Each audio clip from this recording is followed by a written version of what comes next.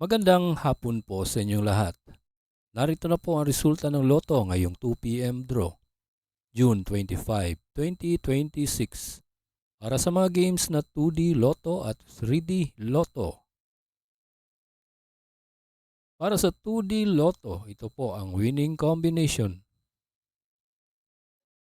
25 and 27 in exact order.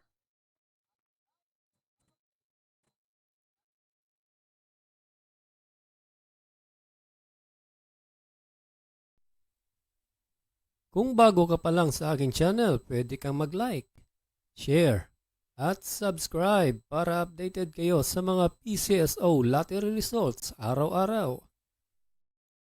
At para sa 3D Lotto, ito po ang winning combination. 0, 8, and 6 in exact order.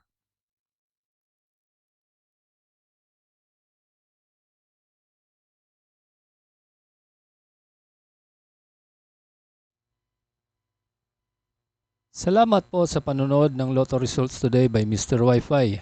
Good luck at maglaro ng responsable. Huwag kalimutang mag-like, share at subscribe.